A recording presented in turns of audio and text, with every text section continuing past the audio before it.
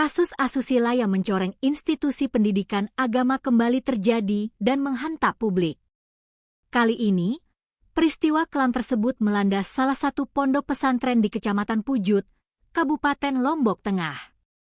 Seorang oknum guru berinisial Mai yang baru berusia 28 tahun, tega melakukan tindakan pencabulan dan sodomi terhadap sejumlah santrinya yang masih di bawah umur.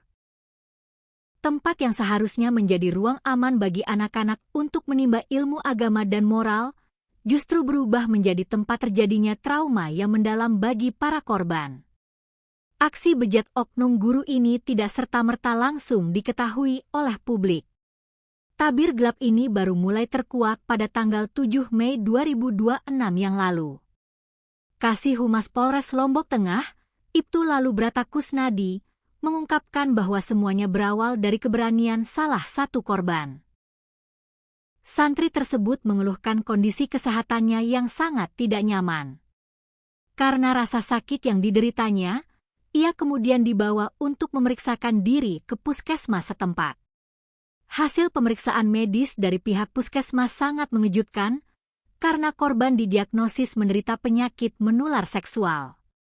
Diagnosis inilah yang menjadi pintu masuk terbongkarnya seluruh perbuatan keji pelaku.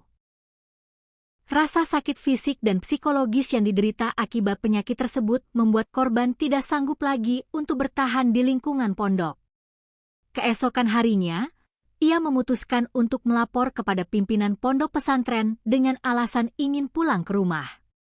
Mendengar pengakuan jujur dan kondisi medis santrinya, pihak pengurus pondok pesantren tidak tinggal diam. Mereka langsung bergerak cepat melakukan investigasi internal dengan mengumpulkan dan memeriksa santri-santri lainnya. Meskipun baru satu orang yang terdeteksi menderita penyakit secara medis, penelusuran mandiri dari pihak pesantren mengungkap fakta yang jauh lebih mengerikan.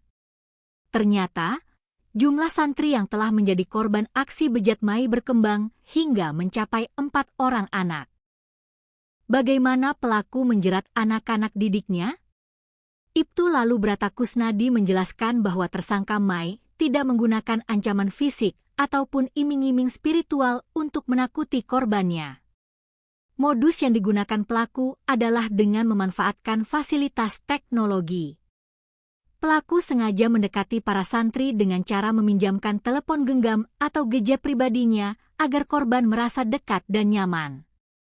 Setelah korban lengah, di sanalah Mai mulai melancarkan tindakan tidak senonohnya.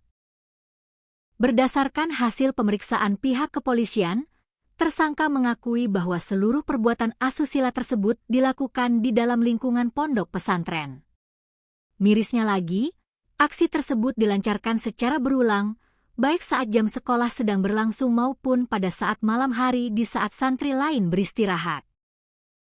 Untuk memperkuat proses pembuktian di persidangan, saat ini pihak kepolisian telah mengamankan sejumlah barang bukti penting, termasuk pakaian yang dikenakan korban serta ponsel milik pelaku yang digunakan untuk menjalankan modusnya. Atas perbuatan keji yang dilakukannya, Mai kini telah dijebloskan ke dalam sel tahanan Polres Lombok Tengah. Penyidik menjerat tersangka dengan pasal berlapis, termasuk pasal 473 Kitab Undang-Undang Hukum Pidana yang baru, serta Undang-Undang Nomor 12 Tahun 2022 tentang Tindak Pidana Kekerasan Seksual atau TPKS.